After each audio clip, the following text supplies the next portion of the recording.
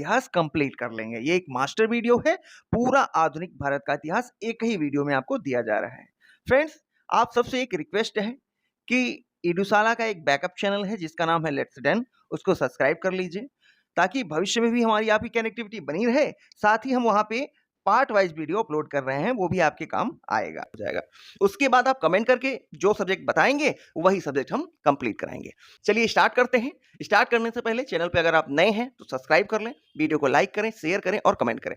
हाँ friends, Telegram group जो है ज्वाइन कर लीजिए, टेलीग्राम का लिंक जो है डिस्क्रिप्शन में दिया हुआ है। चलिए स्टार्ट करते हैं।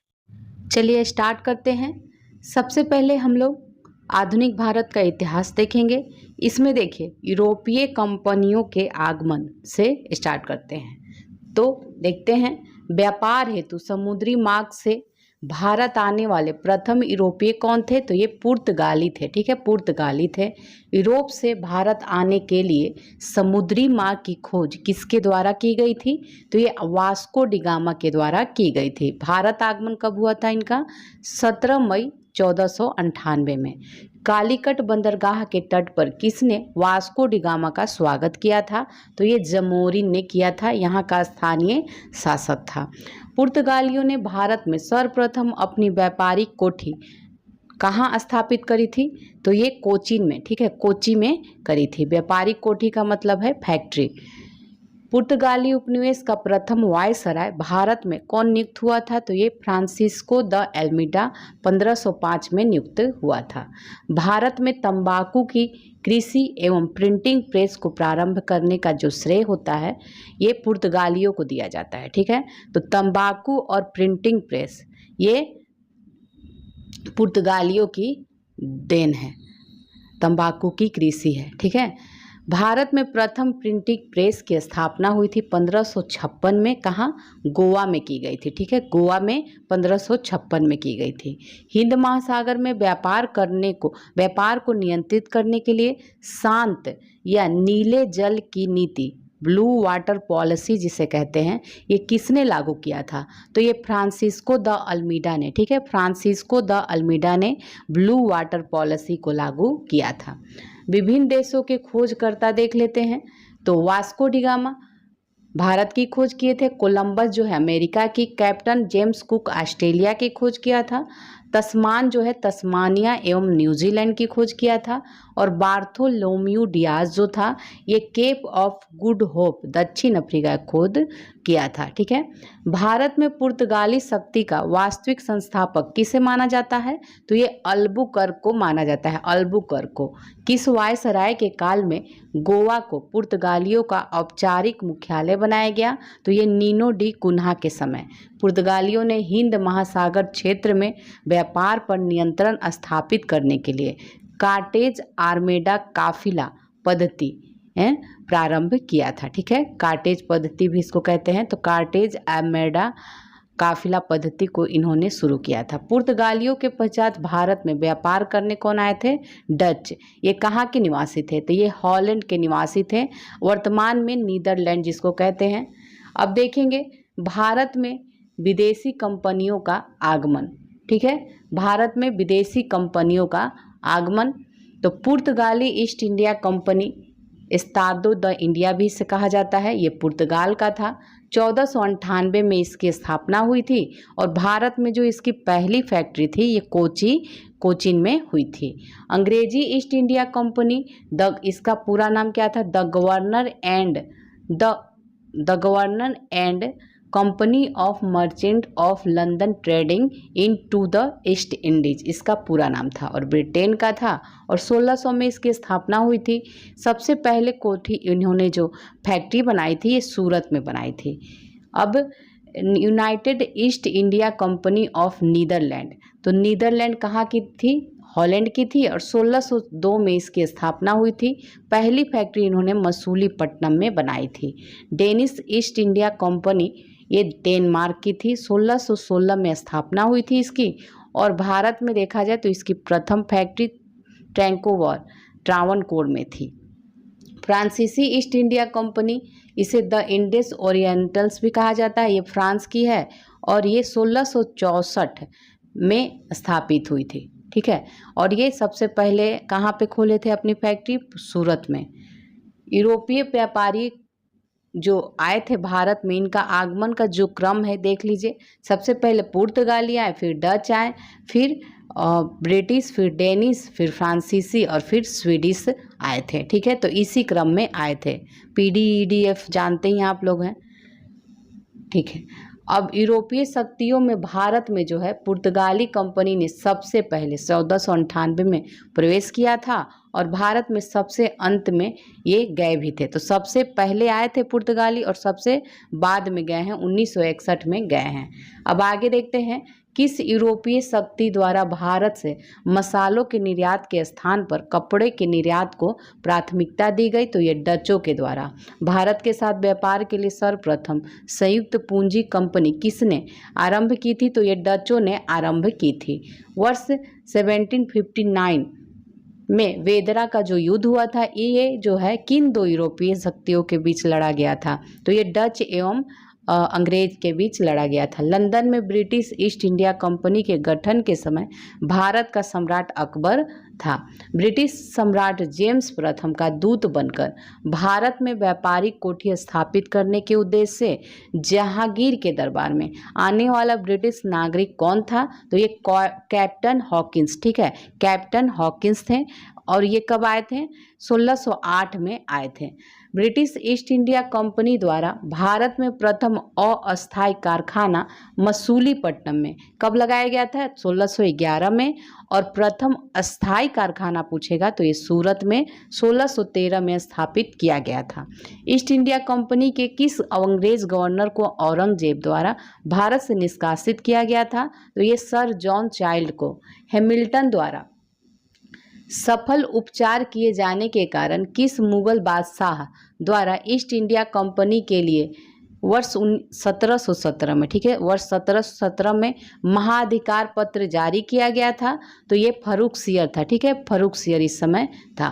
1661 में इंग्लैंड के राजा चार्ल्स द्वितीय का विवाह पुर्तगाली राजकुमारी कैथरीन के साथ होता है और इसी अवसर पर पुर्तगालियों ने चार्ल्स द्वितीय को दहेज के रूप में बम्बई द्वीप प्रदान किया था। 1668 में चार्ल्स द्वितीय ने 10 पाउंड वार्षिक किराया लेकर बम्बई ईस्ट इंडिया कंपनी को दे दिया था। आगे देखते हैं अब प्रमुख शहरों के संस्थापक देखते हैं। तो कलकत्ता के संस्थापक जॉब चार्नक थे, मद्रास का फ्रांसिस डे, नई दिल्ली का एडविन लुटियंस व हर्बर्ट बेकर था, बम्बई का गेराल्ड ओंगियार, ठीक है, गेराल्ड ओंगियार। आगे अब देखेंगे यूरोपवासियों के लिए सर्वोत्तम जो है सोरा और जो अफीम था उसकी प्राप्ति का क्षेत्र कहाँ था? बिहार में। वर्ष 1664 में फ्रांसीसी कंपनी की स्थापना किसके प्रयासों से की गई थी? तो ये कोलबर्ट के प्रयास से की गई थी। फ्रांसीसी कंपनी की स्थापना किसके कार्यकाल में की गई थी? तो ये लुई 14वें के काल में की गई थी। फ्रांकैरो के द्वारा भारत में प्रथम फ्रांसीसी फैक्ट्री की स्थापना कहाँ की गई? ये सूरत में की गई, 1668 में की गई। फ्रांसीसी गवर्नर डुप्ले ने पहली बार भू क्षेत्र अर्जित करने के उद्देश्य से भारतीय राजाओं के विवादों में भाग लेने की नीति आरंभ किया था। किसने? डुप्ले ने। फ्रांसीसियों द्वारा फोर्ट लुई नामक किला कहाँ बनवाया गया था? तो ये पांडिचेरी में बनवाया गया था। पांडिचेरी का प्रथम फ्रांसीसी गवर्नर कौन था? फ्रांको मार्टिन था। पुर्तगालियों को सौली के स्थान पर किस अंग्रेज अधिकारी ने पराजित किया था? तो ये थॉमस बेस्ट ने पराजित किया था। वांडीवास का युद्ध जो 1760 में होता है, तो अंग्रेजों ने इसमें किसे पराजित किया था? तो ये फ्रांस को पराजित किया था। कर्नाटक का युद्ध किसके बीच लड़ा गया था? ये अंग्रेज तथा फ्रांस के बीच लड़ा गया था। प्रथम कर्नाटक युद्ध किस संधि के माध्यम से समाप्त हुआ था? तो एक्सला सैपेल की संधि जो हुई थी इससे 1748 में हुई थी। अब देखते हैं युद्ध है कर्नाटक युद्ध, ठीक है, तो कर्नाटक युद्ध देखेंगे, संधि देखेंगे और परिणाम क्या हुआ। तो प्रथम कर्नाटक युद्ध 1746 से 48 के बीच होता है और ये प्रमुख कारण क्या था? ऑस्ट्रिया के उत्तराधिकार का युद्ध इसमें प्रमुख कारण था। इसमें 1748 में एक्सला-सैपल की संधि होती है और इसका परिणाम कुछ नहीं था, अनिर्णित था। द्वितीय जो हुआ था कर्नाटक की 1749 से 54 के बीच हुआ था और कर्नाटक के उत्तराधिकार का युद्ध इसमें कारण था। प्रमुख कारण जो था कर्नाटक के उत्तराधिकार का युद्ध था। पांडिचेरी की संधि से इसे समाप्त किया गया था 1755 में और ब्रिटेन इसमें मजबूत स्थिति में था। तृतीय जो कर्नाटक युद्ध हुआ है 1756 से 63 के बीच हुआ है और ये सप्तवर्षीय युद्ध एवं औपनिवेशिक कारण हुआ था, ये कारण था। और पेरिस संधि जो 1763 में हुई थी, इसके बाद ये खत्म हुआ था।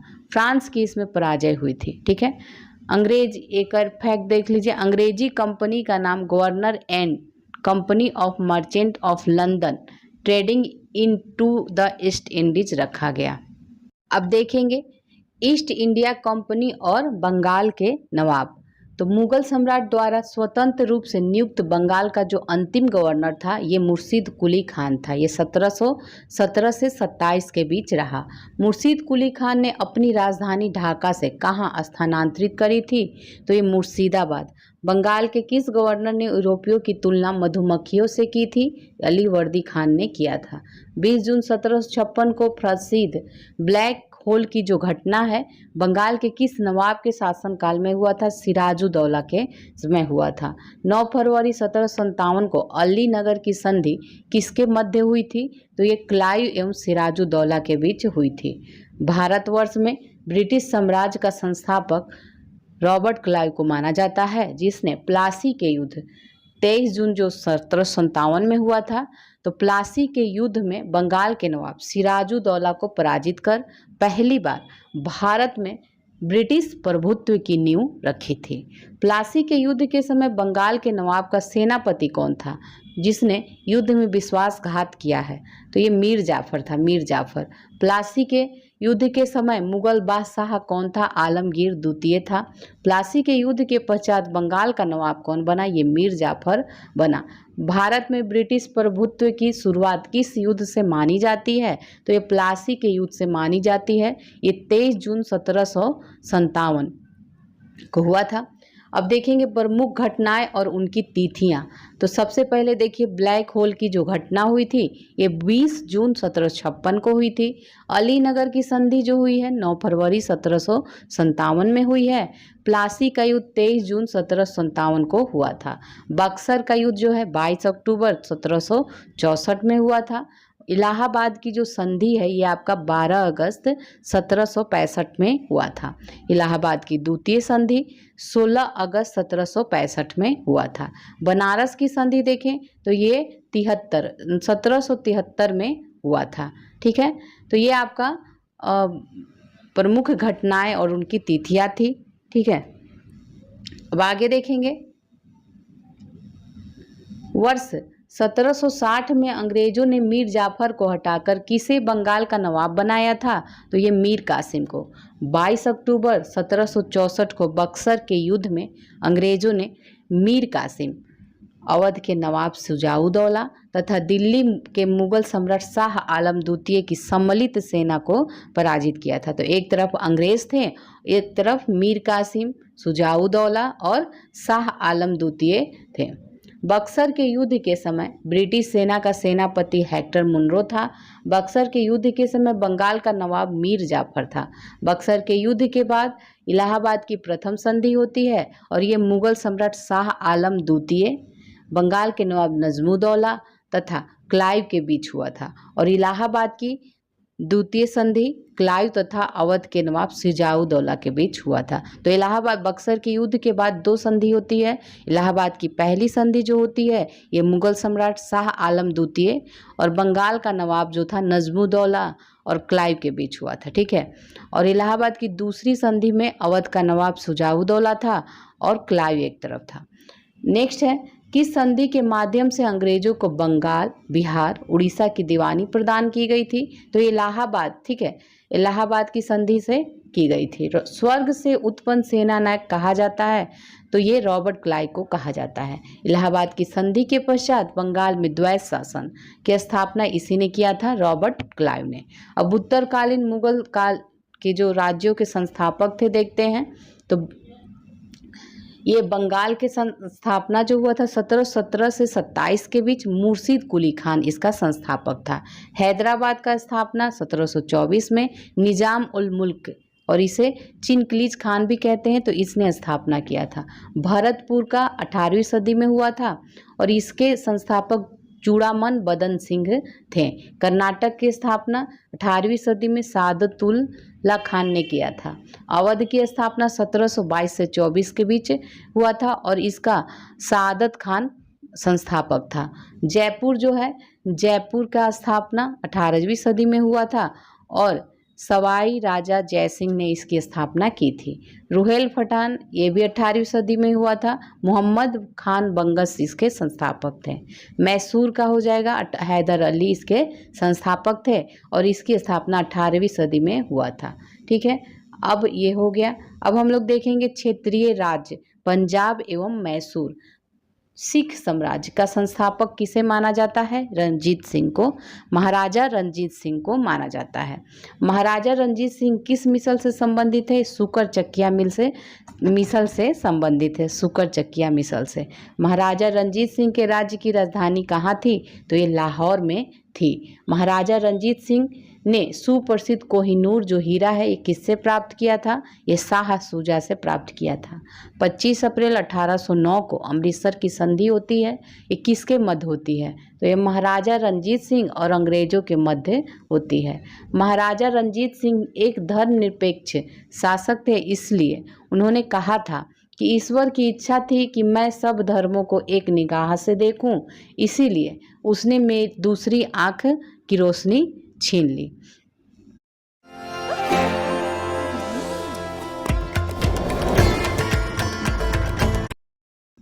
अब आगे देखते हैं। वर्ष 1845 में प्रारंभ हुआ प्रथम आंग्ल सिख युद्ध के दौरान भारत का गवर्नर जनरल कौन था? तो ये लॉर्ड हार्डिंग प्रथम था। 1845 में प्रथम आंग्ल सिख युद्ध किस संधि द्वारा समाप्त हुआ था? ये लाहौर की संधि द्वारा, जो 1846 में हुई थी। ठीक है, महाराजा रणजीत सिंह का उत्तराधिकारी खड़क सिंह था।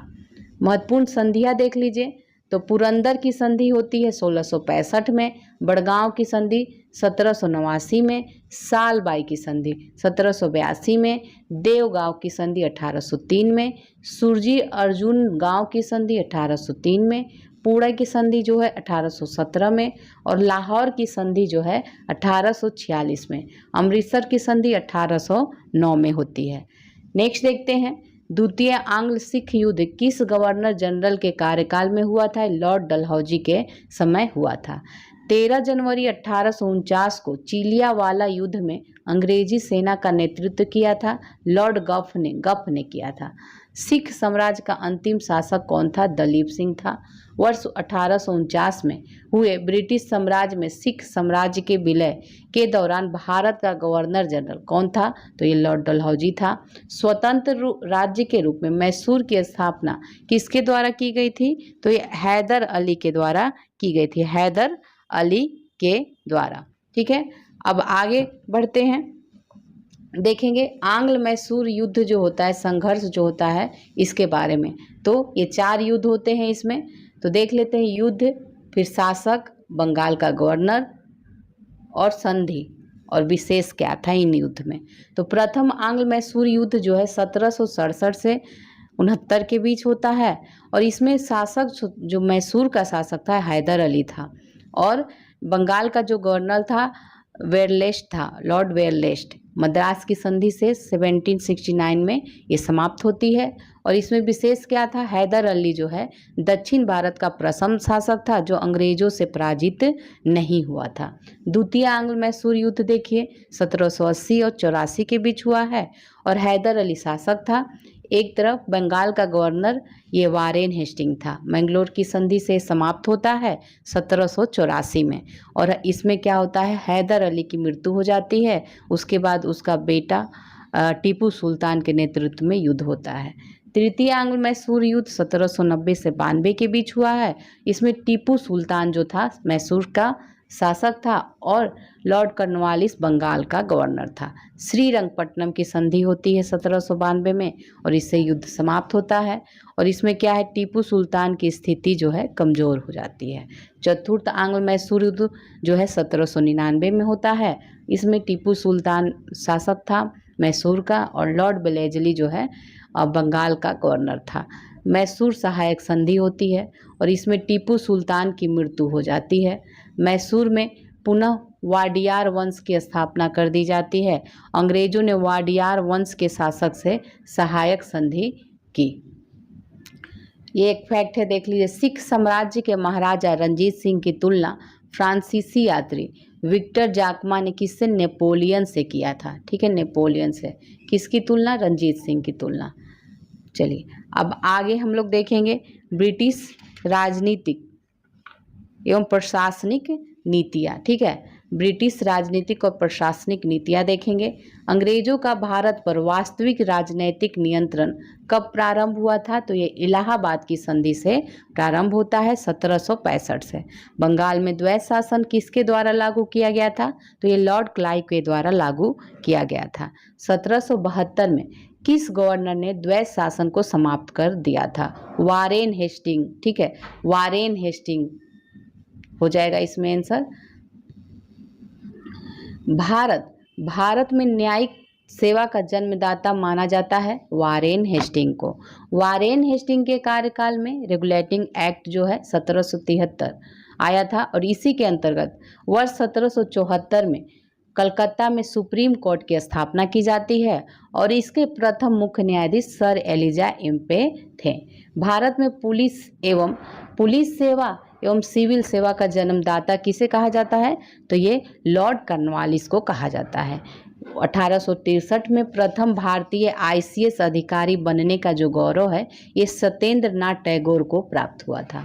अब देखेंगे इसमें ब्रिटिश भारत में लोक सेवा संबंधी जो आयोग बने थे उससे, तो एनचिंसन आयोग 1886 में बना था और गवर्नर जनरल उस समय लॉर्ड डफरिन था। इस्लिंगटन आयोग 1912 में बना था और लॉर्ड हार्डिंग द्वितीय जो है इस समय गवर्नर जनरल था। ली आयोग 1923 में बना था और लॉर्ड रेडिंग जो है गवर्नर जनरल था। अब आगे देखते हैं भारत सरकार अधिनियम 1935 के अंतर्गत संघीय लोक सेवा आयोग के गठन का प्रावधान किस आयोग के सुझाव पर किया गया था? तो ये ली आयोग के सुझाव पे किया गया था। भूमि सुधार के उद्देश्य से भारत में स्थायी बंदोबस्त प्रणाली किसके द्वारा लागू की गई थी? तो ये लॉर्ड कॉर्नवालिस के द्वारा लागू की गई थी। भारत में साम्राज्य विस्तार के उद्देश्य से सहायक संधि प्रणाली की शुरुआत किसके द्वारा की गई थी? तो ये लॉर्ड वेलेस्ली के द्वारा की गई थी। सहायक संधि स्वीकार करने वाला प्रथम राज्य कौन था? तो ये हैदराबाद था 1798 में। व्यवगत का सिद्धांत जो है या इसको राज हड़प नीति कहते हैं या डॉक्ट्रिन ऑफ लैप्स कह लीजिए, ये लागू किया गया था लॉर्ड डलहौजी के द्वारा। ठीक है, 1849 में ब्रिटिश शासन में पंजाब का विलय हो गया था और उस समय देखा जाए तो डलहौजी भारत का गवर्नर जनरल था। आगे अब देखेंगे राज हड़प नीति में कहा गया कि ऐसे राज जिनका निर्माण अंग्रेजों के सहयोग से हुआ है उन्हें राज्य के उत्तराधिकारी के लिए गोद लेने का अधिकार नहीं प्राप्त होगा। ठीक है, आगे देखते हैं कि इस रिपोर्ट के आधार पर डलहौजी ने अवध का अधिग्रहण किया था। तो ये आउटरम रिपोर्ट के आधार पर ये व्यवगत सिद्धांत के अंतर्गत अधिग्रहित किए गए राज्य देखेंगे राज्य और वर्ष। तो सतारा 1848 में, जैतपुर जो है 1849 में, संबलपुर 1849 में, बघाट जो है 1850 में, उदयपुर जो है 1852 में, झांसी 1853 में और नागपुर जो है 1854 में। अवध हो जाएगा 1856 में। आगे देखते हैं चतुराईपूर्ण निष्क्रियता की जो नीति है किससे संबंधित है? जॉन लॉरेंस से संबंधित है। किस गवर्नर जनरल के कार्यकाल में भारत पर ईस्ट इंडिया कंपनी का शासन समाप्त हो गया? तो ये लॉर्ड कैनिंग हो जाएगा। 1861 में भारतीय दंड संहिता किसके कार्यकाल में निर्मित की गई थी? तो ये लॉर्ड कैनिंग के समय। राज उपाधि अधिनियम 1876 पारित करके महारानी विक्टोरिया को कैसर ए हिंद की उपाधि प्रदान की गई थी। लॉर्ड लिटन के कार्यकाल में किस अकाल आयोग का गठन किया गया था? तो ये स्ट्रेची आयोग का गठन किया गया था और ये 1880 ईस्वी भारत का प्रथम अकाल आयोग का गठन किया गया था। भारत में स्थायी स्वशासन का जो जनक है ये लॉर्ड रिपन को जाना जाता है। तो जो स्थायी स्वशासन का जनक किसे माना जाता है? लॉर्ड रिपन को। अब देखेंगे ब्रिटिश काल में विभिन्न क्षेत्रों पर अधिकार। तो नेपाल पे 1816 में गवर्नर या जनरल कह लीजिए या वायसराय उस समय कौन था? लॉर्ड हेस्टिंग्स था। और सिंध का 1843 में अधिकार हुआ है तो सिंध पर। तो 1843 में इस समय एलन बरो था। भूटान 1865 में लॉरेंस, इस समय लॉर्ड लॉरेंस जो है था। बर्मा का 1885 में पर अधिकार हुआ था, 1885 में डफरिन के समय। अब आगे देखते हैं ब्रिटिश शासन का भारतीय अर्थव्यवस्था पर प्रभाव देखेंगे। तो सबसे पहले धन का निष्कासन, ड्रेन ऑफ वेल्थ थ्योरी जिसे कहते हैं, इसका प्रतिपादन दादा भाई नौरोजी ने किया था। वर्ष 1892 में लिबरल पार्टी के टिकट पर ब्रिटिश ऑफ कॉमन्स में चुने जाने वाले पहले भारतीय कौन थे? तो ये दादा भाई नौरोजी थे। Poverty and the un British rule in India नामक पुस्तक किसने लिखी थी? दादा भाई नौरोजी ने लिखी थी। यह विचार किसने दिया था कि भारत में ब्रिटिश आर्थिक नीति घिनौनी है? तो ये कार्ल मार्क्स के द्वारा दिया गया था। औपनिवेशिक अर्थव्यवस्था की श्रेष्ठतम पुस्तक जो है इंडिया टुडे के लेखक कौन है? रजनी पामदत्त हैं। वर्ष 1907 में टिस्को की स्थापना किसके द्वारा की गई थी? जे.एन. टाटा के द्वारा। कुटीर उद्योगों के विकास हेतु ऑल इंडिया स्पिनर्स एसोसिएशन की स्थापना किसके द्वारा की गई थी? तो ये महात्मा गांधी के द्वारा। वर्ष 1854 में Bombay spinning and weaving company की सूती वस्त्र की फैक्ट्री किसके द्वारा स्थापित की गई? कावस जी डावर के द्वारा। 1855 में भारत का प्रथम जूट मिल कहाँ स्थापित किया गया था? तो ये सेरामपुर में, पश्चिम बंगाल में। भारत का प्रथम चाय बागान जो है स्थापित किया गया था 1833 में। प्रसिद्ध इतिहासकार के.एम. पणिकर ने 1765 से 62 ईस्वी के काल को डाकू राज कहा है, डाकू राज। अब प्रमुख कृषि पद्धतियाँ देखते हैं, प्रथा और उसकी विशेषता। तीन कठिया प्रथा जो है, इस प्रथा के अंतर्गत चंपारण बिहार के किसानों को अपने अंग्रेज बागान मालिकों के अनुबंध पर अपनी भूमि के 3/20 भाग पर नील की खेती करना अनिवार्य होता था। ददनी प्रथा क्या थी? तो इस प्रथा के अंतर्गत ब्रिटिश व्यापारी जो है भारतीय उत्पादकों, कारीगरों, शिल्पियों आदि से निर्मित माल प्राप्त करने के लिए अग्रिम अथवा पेशगी के रूप में धन देते थे। ठीक है। अब देखेंगे ब्रिटिश कालीन भू राजस्व व्यवस्था। ठीक है, तो उस समय ब्रिटिश कालीन भू राजस्व व्यवस्था में क्या था? 3 प्रकार की राजस्व व्यवस्था थी। अस्थाई बंदोबस्त या जमींदारी बंदोबस्त कह लीजिए, रैयतवाड़ी था और महालवाड़ी था। तो इन तीनों के बारे में देखते हैं। अस्थाई बंदोबस्त जो है लॉर्ड कॉर्नवालिस के समय में 1793 में लाया गया था और ये कहाँ कहाँ था? तो ये भारत के क्षेत्रों में बंगाल, बिहार, उड़ीसा, उत्तर प्रदेश हो गया आपका, बनारस, उत्तरी कर्नाटक में था। ठीक है, और उसी तरह रैयतवाड़ी देखें तो रैयतवाड़ी जो है थॉमस मुनरो के समय 1820 में लाया गया था और ये कहाँ पे था? बम्बई, मद्रास और असम के क्षेत्रों में था।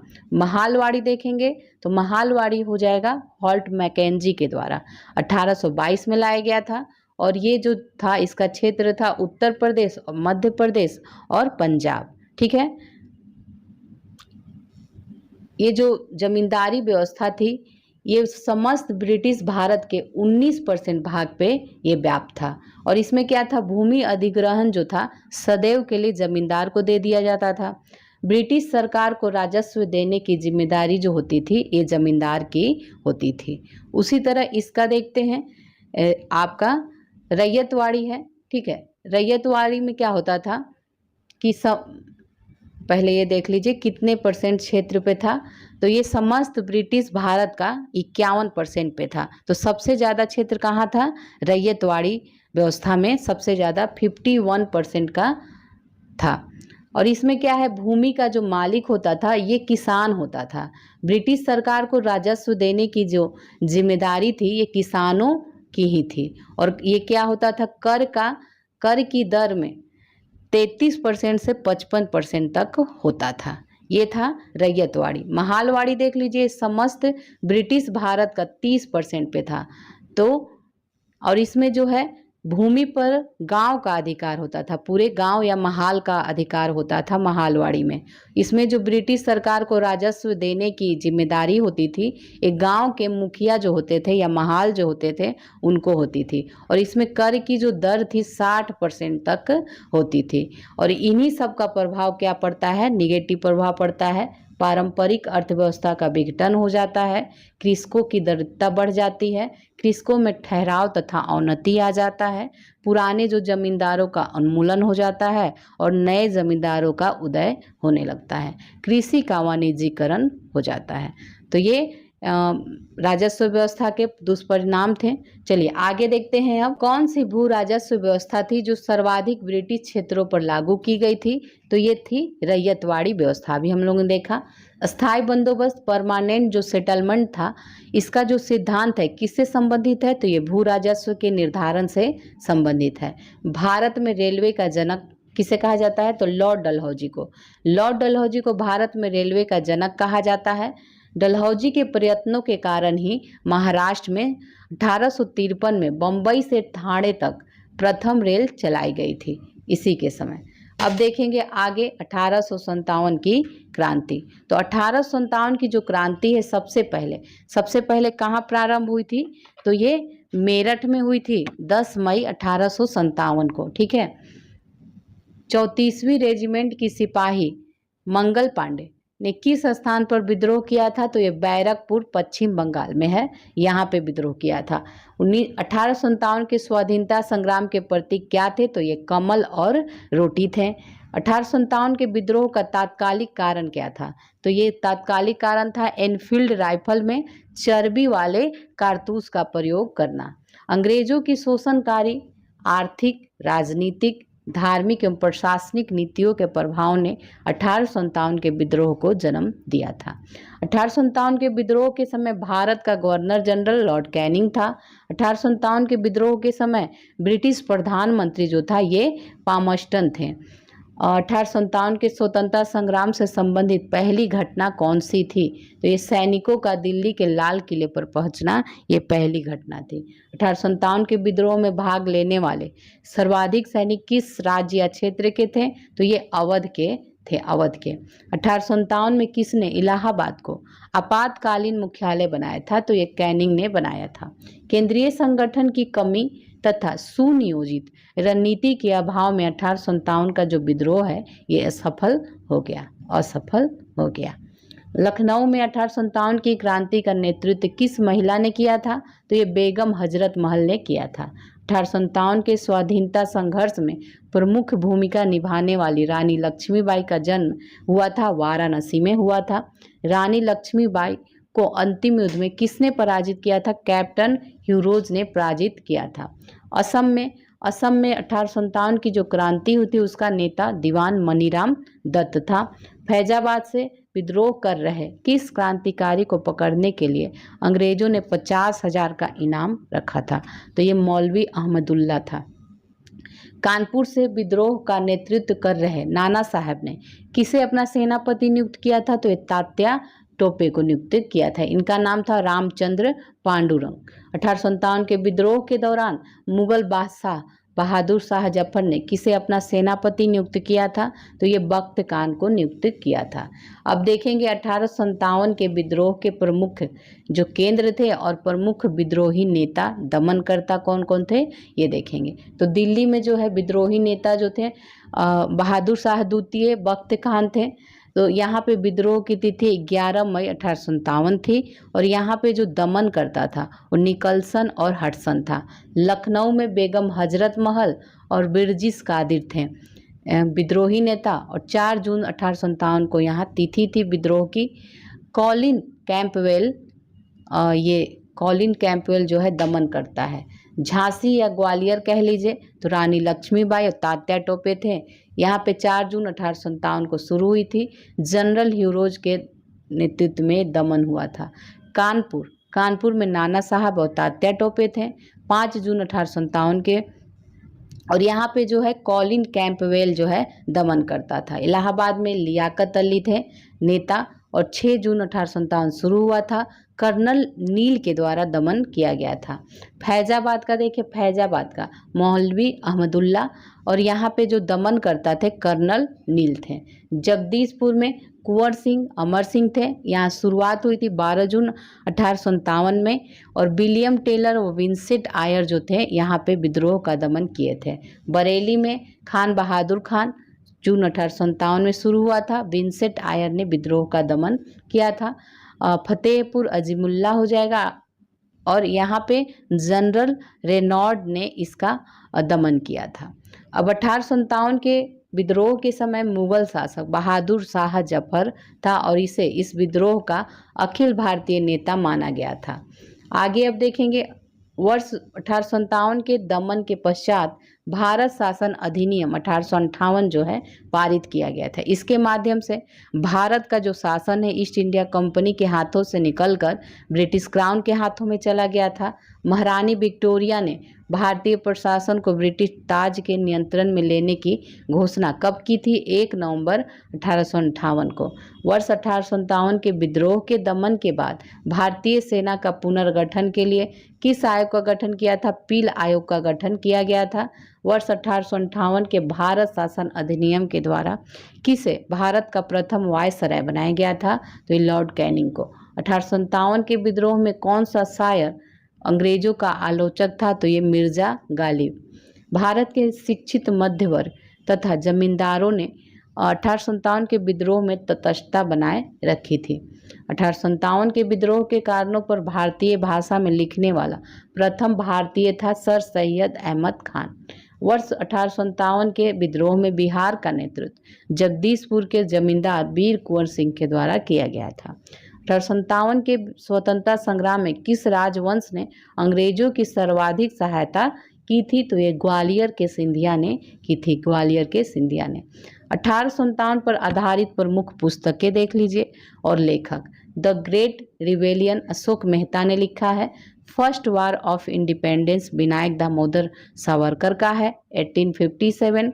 ये एस.एन. सेन का है। सिपाही mutiny and the revolt of 1857 ये आर.सी. मजूमदार के द्वारा लिखा गया है। हिस्ट्री ऑफ इंडियन म्यूटनी जो है टी.आर. होम्स का है। Rebellion 1857 PC. जोशी का है। Causes of the Indian revolt sir Syed Ahmed Khan का है। ये देख लीजिए रानी लक्ष्मीबाई की मृत्यु पर ह्यूरोज ने क्या कहा था कि भारतीय विद्रोहियों में वह अकेली पुरुष थी। ये ह्यूरोज का कथन है लक्ष्मीबाई के बारे में।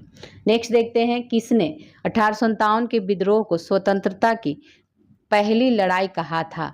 तो ये बी.डी. सावरकर ने कहा था। 1857 के विद्रोह को एक षड्यंत्र की संज्ञा दी थी सर जेम्स आउट्रम एवं डब्ल्यू टेलर ने। तथाकथित प्रथम राष्ट्रीय स्वतंत्रता संग्राम न प्रथम न राष्ट्रीय और न ही स्वतंत्रता संग्राम था। यह कथन किसका है? तो यह आर.सी. मजूमदार का है। भारतीय स्वाधीनता आंदोलन का जो सरकारी इतिहासकार था ये एस.एन. सेन था। अब 1857 में जो विद्रोह हुआ था इस पर प्रमुख मत देख लेते हैं इतिहासकार और उनका क्या क्या मत था। तो डॉक्टर एस.एन. सेन ने क्या कहा था? जो कुछ धर्म के लिए लड़ाई के रूप में प्रारंभ हुआ वह स्वतंत्रता संग्राम के रूप में समाप्त हुआ। ये डॉक्टर एस.एन. सेन का कथन है। 1857 के विद्रोह का स्वरूप राष्ट्रीय था। अशोक मेहता ने ऐसा कहा है। 1857 का विद्रोह एक सुनियोजित राष्ट्रीय स्वतंत्रता संग्राम था। ये बी.डी. सावरकर का कथन है। तथाकथित प्रथम राष्ट्रीय संग्राम जो है न तो प्रथम था न ही राष्ट्रीय और न ही और स्वतंत्रता संग्राम था ये आरसी मजूमदार का कहा हुआ है। अब यह पूर्णतः सिपाही विद्रोह था, ये सर जॉन लॉरेंस के द्वारा। 1857 का विद्रोह जो है एक राष्ट्रीय विद्रोह था, ये बेंजामिन डिज़रायली के द्वारा कहा गया है। 1857 का विद्रोह केवल एक सैनिक विद्रोह था जिसका तात्कालिक कारण जो है चर्बी युक्त कारतूस था। ये कहा था किसने? पी रॉबर्टसन ने कहा था। यह सभ्यता एवं बर्बरता का संघर्ष था, टी.आर. होम्स के द्वारा ऐसा कहा गया है। यह अंग्रेजों के विरुद्ध हिंदू मुसलमानों का षड्यंत्र था, ये डब्ल्यू. टेलर और जेम्स आउट्रम के द्वारा कहा गया है। यह ईसाई धर्म के विरुद्ध एक धर्म युद्ध था, ये रीज ने कहा है। ठीक है, अब आगे देखते हैं प्रमुख किसान एवं जनजातीय विद्रोह। तो 19वीं शताब्दी के दौरान होने वाले बहावी आंदोलन का जो मुख्य केंद्र था ये पटना था। 1857 के पश्चात बंगाल में कौन सा विद्रोह हुआ था? तो ये आपका हो जाएगा नील विद्रोह हुआ था, 1859 टू 60 के बीच हुआ था। आदिवासी नेता को जगत पिता धरती आबा के नाम से जाना जाता है, तो ये किसे जाना जाता है? बिरसा मुंडा को जाना जाता है। संथाल जो विद्रोह हुआ है 1855-56 का, उसका नेतृत्व सिद्धू कान्हू ने किया था और इस विद्रोह को हुल विद्रोह भी कहा जाता है। वंदे मातरम गीत के रचयिता कौन है? बंकिम चंद्र चटर्जी। सन्यासी विद्रोह का उल्लेख जो है बंकिम चंद्र चटर्जी के किस उपन्यास में किया गया? आनंद मठ उपन्यास में किया गया। हो विद्रोह जो है कब हुआ है? 1820-21 के बीच हुआ था। संभलपुर में हुए अनेक ब्रिटिश विरोधी विद्रोहों का नेता कौन था? तो ये सुरेंद्र साय था। महाराष्ट्र में रामोसी कृषक जत्था की स्थापना वासुदेव बलवंत फड़के ने स्थापित किया था। ठीक है, कूका आंदोलन जो हुआ है ये 1840 से 72 के बीच, ये किसने संगठित किया था? तो ये गुरु राम सिंह के द्वारा। उलगुलान विद्रोह किससे संबंधित था? तो ये बिरसा मुंडा के से संबंधित है। बिरसा मुंडा किस राज्य से संबंधित थे?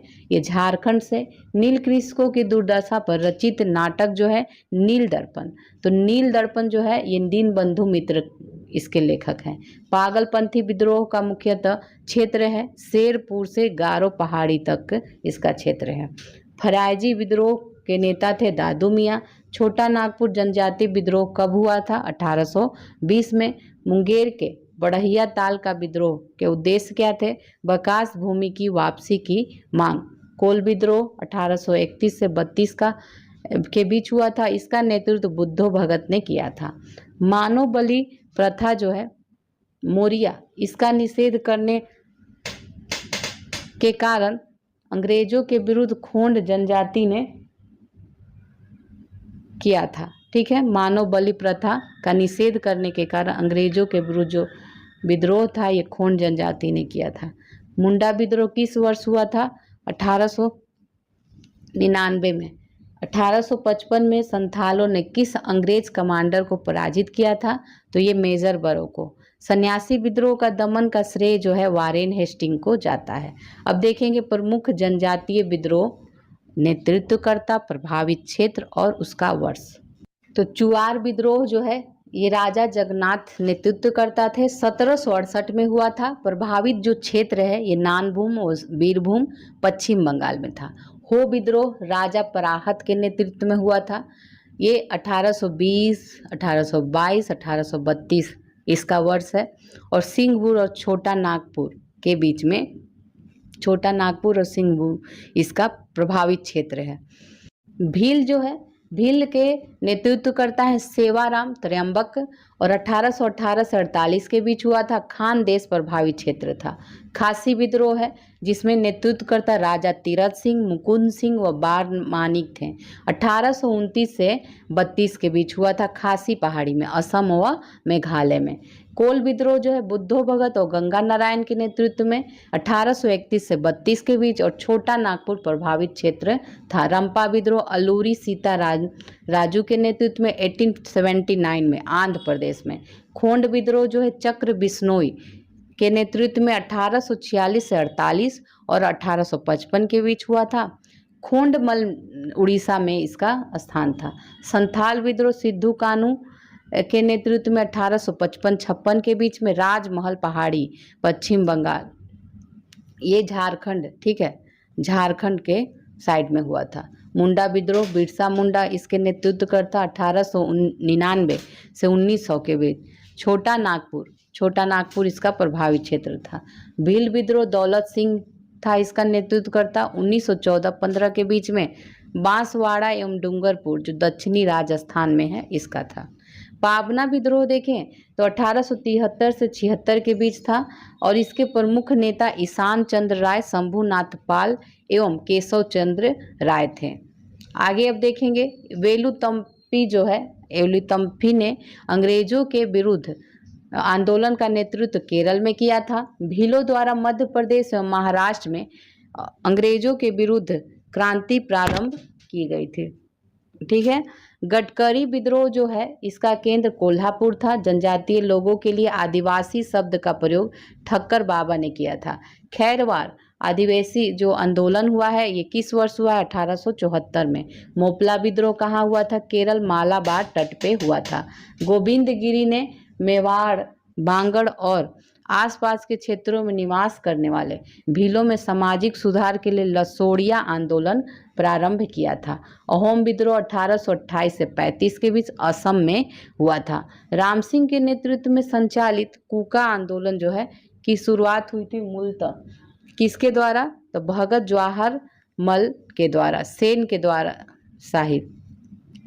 अब महाराष्ट्र में कौन सा विद्रोह हुआ था? भील विद्रोह हुआ था। बिरसा मुंडा ने एकेश्वरवाद की स्थापना किया था। किसान या नागरिक विद्रोह देखेंगे तो इसका आप लोग एक बार स्क्रीनशॉट ले लीजिएगा। तो देखते हैं सबसे पहले झारखंड है तो झारखंड में कोल विद्रोह 1831 में हुआ था। नेतृत्वकर्ता बुद्धो भगत थे। संथाल विद्रोह जो है 1855-56 के बीच, नेतृत्व सिद्धू कान्हू के द्वारा। खैरवार विद्रोह जो है 1874 में। मुंडा हुआ था 1899 में। ताना भगत आंदोलन जो है 1914 में और इसका नेतृत्व जतरा भगत ने किया था। युआन और जुआंग विद्रोह भी 1867-68 के बीच हुआ था। नेतृत्व रन नायक ने किया था। ठीक है। अब हम लोग देखेंगे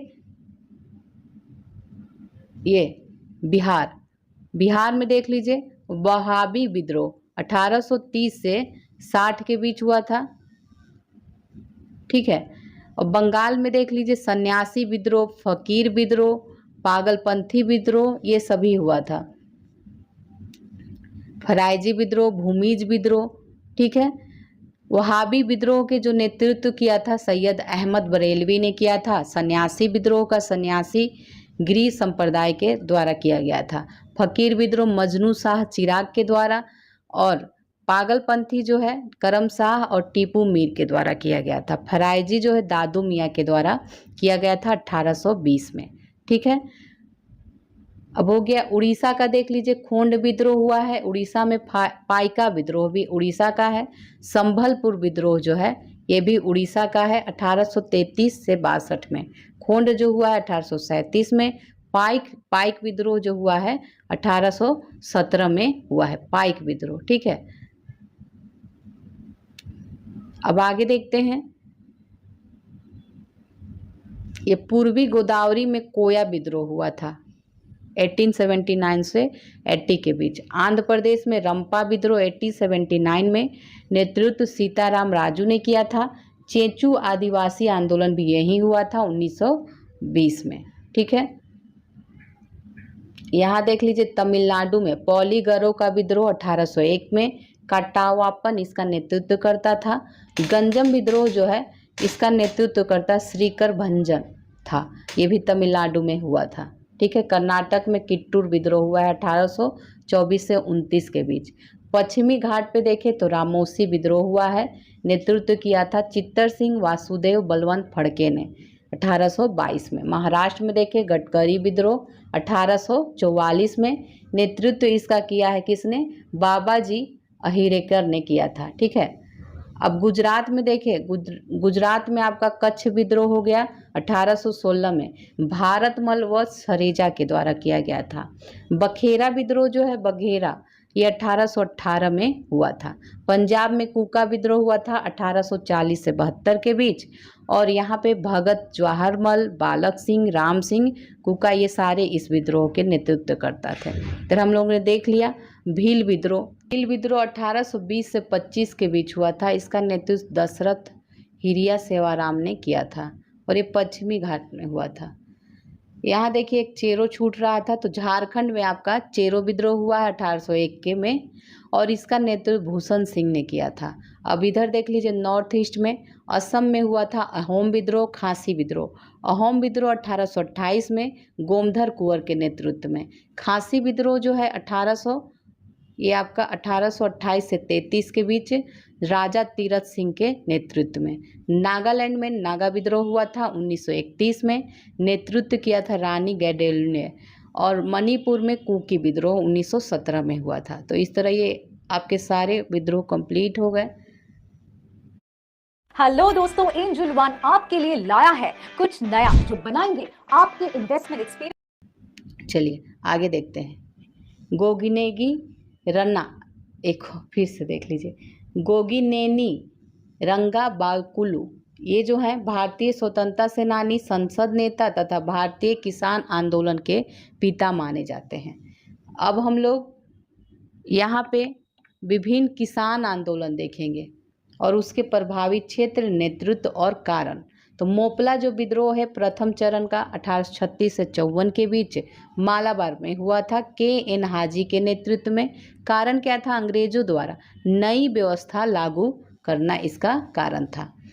अब सेकंड देखते हैं नील विद्रोह। नील विद्रोह, तो नील विद्रोह जो है 1859 टू 60 के बीच बंगाल में हुआ था, दिगंबर विश्वास और विष्णु विश्वास के नेतृत्व में।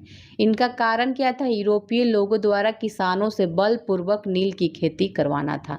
पाबना विद्रोह 1873 से 76 के बीच बंगाल में हुआ था। ईशान चंद्र राय, शंभुनाथ पाल, केशव चंद्र राय, ये सभी नेतृत्व किए थे।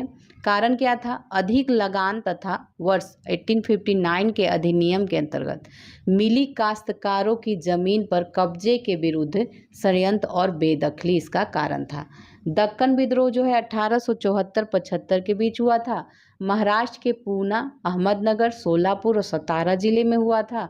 नेतृत्व बाबा साहब देशमुख ने किया था। कारण क्या है? रैयतवाड़ी वाले क्षेत्र के किसान कर्ज अदायगी को लेकर महाजनों के जाल में फंस गए थे और कपास की गिरती कीमतें व अकाल के बावजूद लगान की दर में अत्यधिक वृद्धि के कारण ये हुआ था।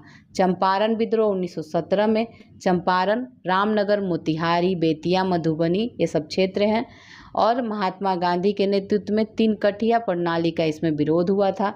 खेड़ा सत्याग्रह 1918 में खेड़ा गुजरात में हुआ था, महात्मा गांधी और वल्लभ भाई पटेल के नेतृत्व में।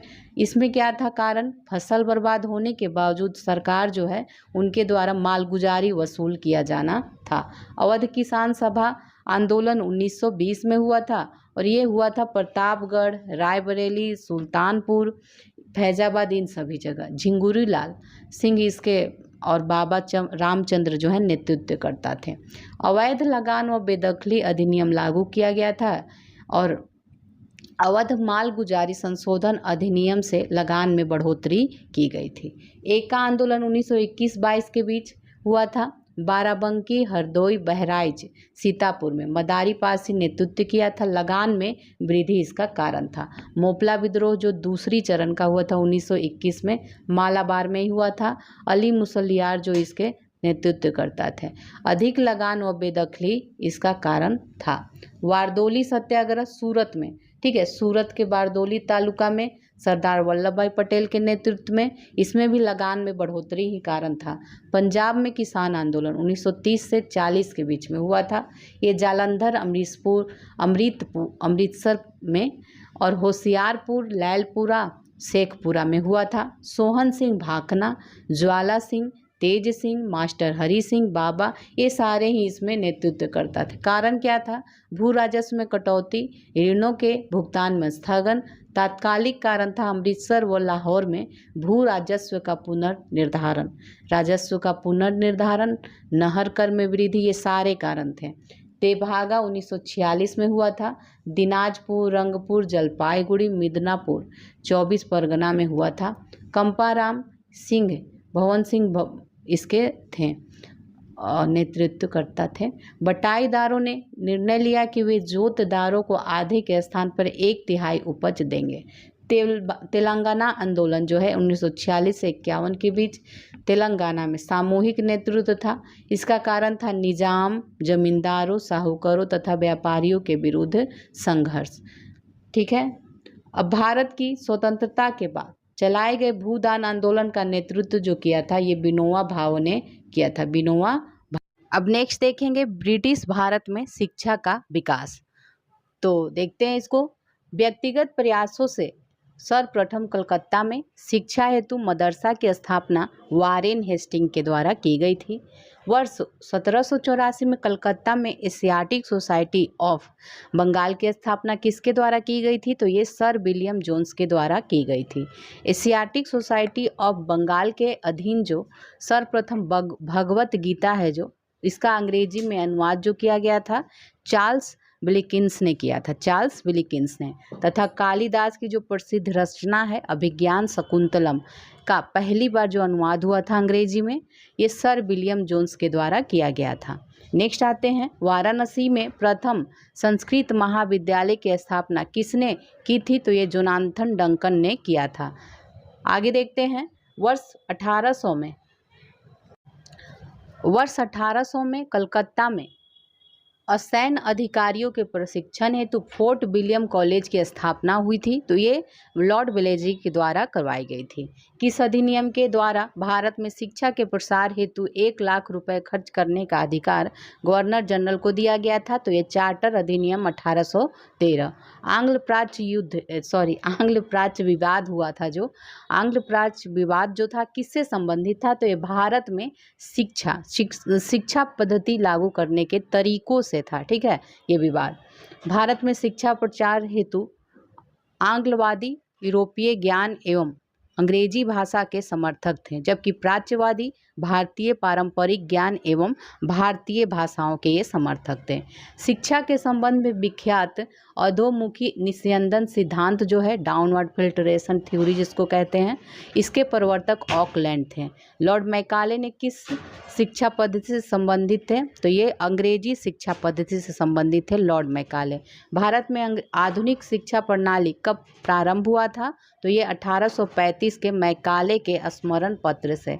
भारत में अंग्रेजी शिक्षा किस वायसराय के शासन काल में आरंभ की गई थी? तो ये लॉर्ड विलियम बेंटिक के काल में। किस घोषणा पत्र को भारतीय शिक्षा का मैग्ना कार्टा कहा जाता है? तो ये वुड घोषणा पत्र जो 1854 में आया था, वुड घोषणा पत्र।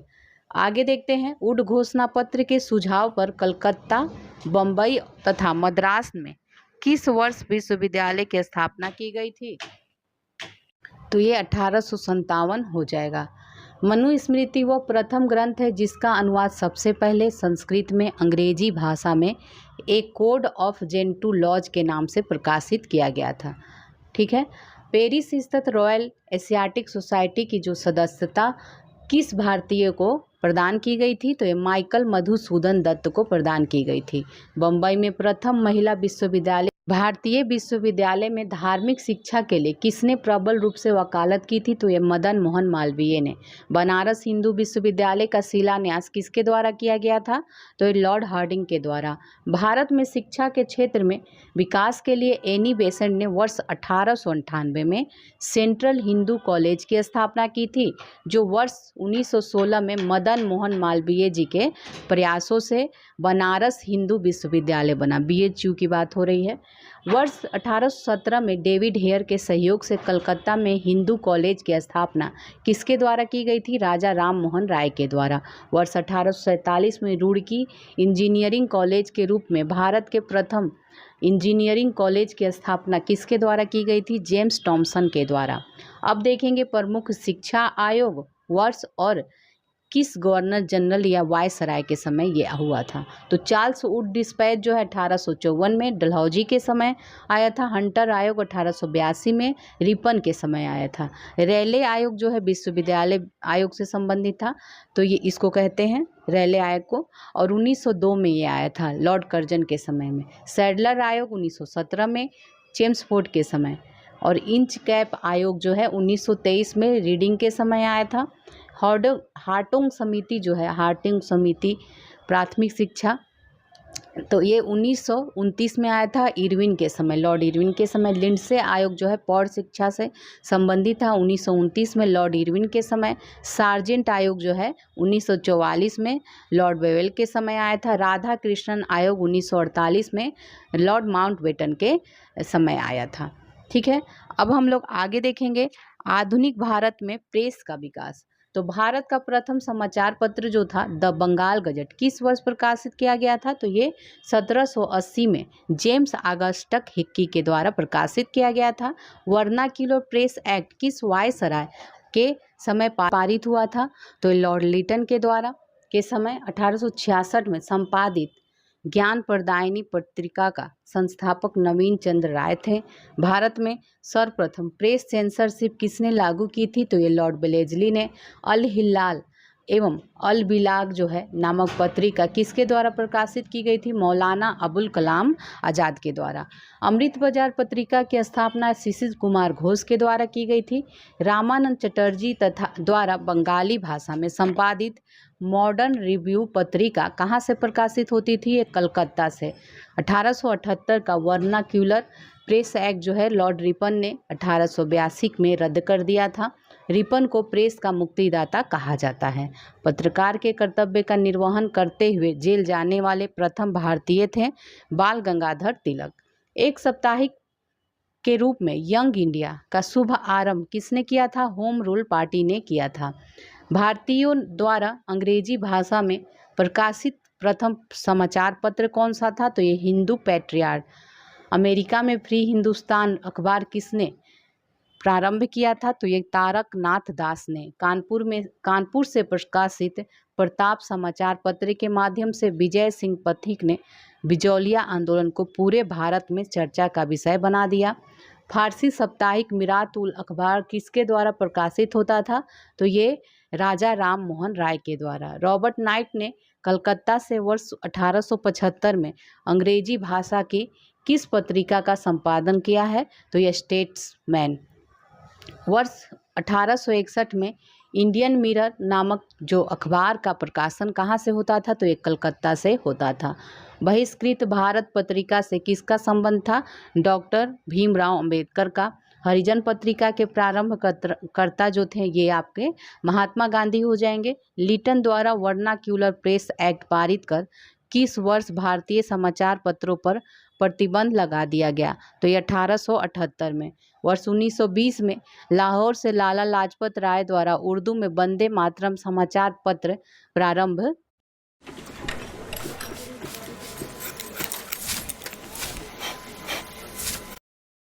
किया गया था।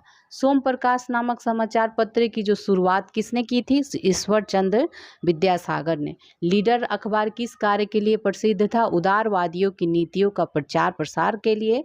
अंग्रेजी साप्ताहिक पत्र वंदे मातरम जो है ये किसके साथ किसका संबंध है? तो ये अरविंद घोष का संबंध है वंदे मातरम से। किस पत्रिका ने वर्नाक्यूलर प्रेस एक्ट 1878 का समर्थन किया था? तो ये पायनियर ने किया था। नील आंदोलन का समर्थन करने वाली पत्रिका हिंदू पैट्रियट के संपादक हरीश चंद्र मुखर्जी थे। स्वदेश वाहिनी नामक पत्रिका के संपादक कौन थे?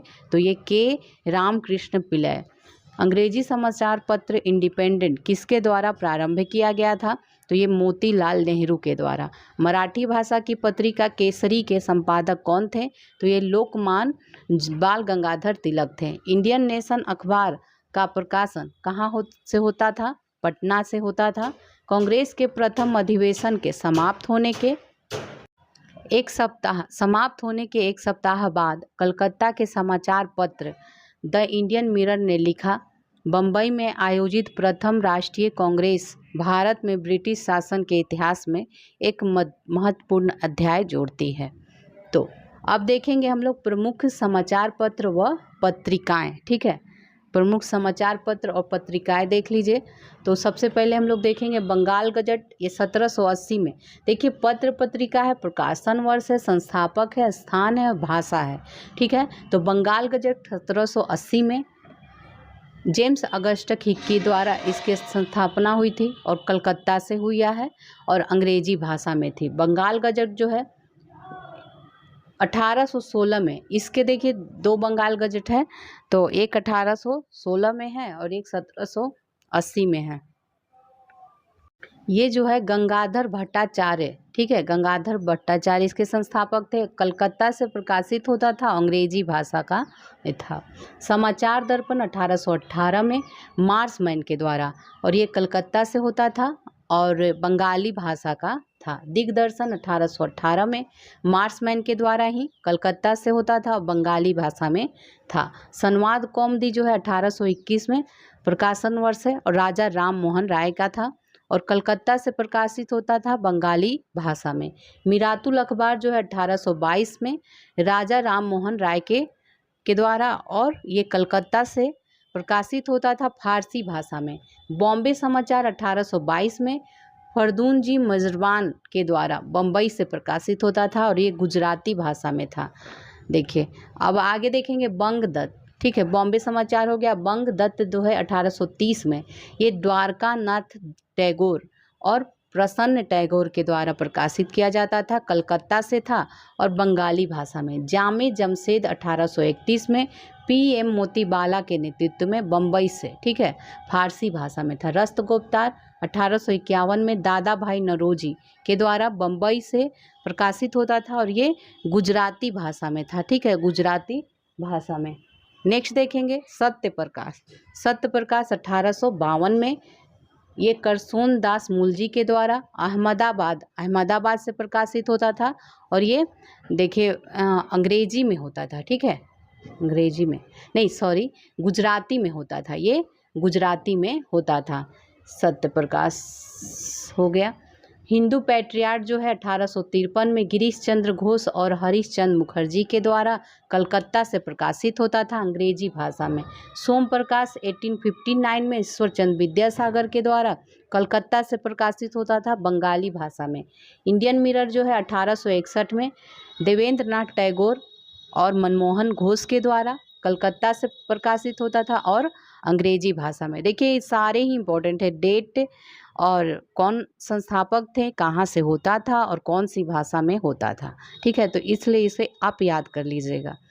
टाइम्स ऑफ इंडिया जो है 1861 में, ये अंग्रेजी प्रेस के द्वारा बम्बई से प्रकाशित होता था अंग्रेजी में। इंदु प्रकाश जो है 1862 में जस्टिस राणा डे के द्वारा और बम्बई से प्रकाशित होता मराठी भाषा में। नेटिव ओपिनियन 1864 में और BN मांडलिक के द्वारा बम्बई से प्रकाशित होता था अंग्रेजी भाषा में, ठीक है। आगे देखते हैं पायनियर जो है, पायनियर 1865 में अंग्रेजी प्रेस के द्वारा और इलाहाबाद से अंग्रेजी भाषा में। कवि वचन सुधा जो है 1867 में, ये भारतेंदु हरिश्चंद्र की है, वाराणसी से होता था और हिंदी भाषा में। अमृत बाजार पत्रिका 1868 में मोतीलाल घोष शिशिर घोष के द्वारा कलकत्ता से बंगाली भाषा में। मद्रास मेला जो है ना 1868 में, ठीक है, अंग्रेजी प्रेस के द्वारा मद्रास में से हुआ था और अंग्रेजी भाषा में। बंग दर्शन 1873 में बंकिम चंद्र भट्ट के द्वारा कलकत्ता से प्रकाशित होता था बंगाली भाषा में। द ट्रिब्यून जो है 1881 में सर दयाल सिंह मजीठिया इसके संस्थापक थे और लाहौर से प्रकाशित होता था अंग्रेजी भाषा में। हिंदी प्रदीप जो है 1877 में और ये बाल कृष्ण भट्ट संस्थापक, वाराणसी से, हिंदी भाषा में। हिंदू जो है 1878 में V राघवाचारी मद्रास से और ये अंग्रेजी भाषा में होता था, आज भी अंग्रेजी ही भाषा में आती है। बंगाली जो है 1879 में SN बनर्जी के द्वारा कलकत्ता से प्रकाशित होता था और ये अंग्रेजी भाषा में। बंगवासी 1881 से जोगिंदर नाथ बोस के द्वारा कलकत्ता में प्रकाशित होता था और बंगाली भाषा में। मराठा 1881 में बाल गंगाधर तिलक का था, बम्बई से प्रकाशित होता था, अंग्रेजी भाषा में प्रकाशित होता था।